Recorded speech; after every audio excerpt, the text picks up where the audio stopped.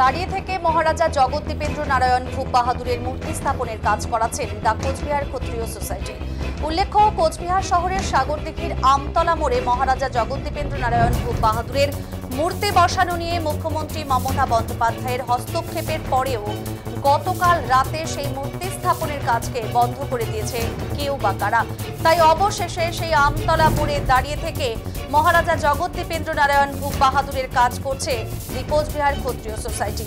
এদিন দেখা যায় ওই আমতলা মোড়ে মহারাজা জগদ্দীপেন্দ্র নারায়ণের মূর্তি স্থাপনের যে গর্ত বানানো হয়েছিল সেখানে ঢালাইয়ের কাজ সম্পূর্ণ করা হয়েছে।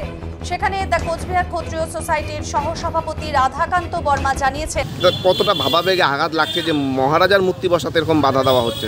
সে তো দেখেন ভাবাবেগে যে কতটা আঘাত লাগছে, যারা ভাবাবেগে আঘাত দিচ্ছে তারা কিন্তু বুঝতে পারছে না। তুষের আগুন যেমন জ্বলতে থাকে, তুষের আগুন বাইরের থেকে দেখা যায় না, সেই জন্য রাজবংশী সমাজ তথা যারা কুচবিহারের মানুষ, যারা কুচবিহারের মঙ্গল চায়, এই ইতিহাসকে যারা শ্রদ্ধা ভক্তি করে, তারা আমরা সার্বিকভাবে ইরেসপেক্টিভ অফ যে কোনো দল, যে কোনো সমাজ, আমরা সবাই আঘাতপ্রাপ্ত হয়েছি।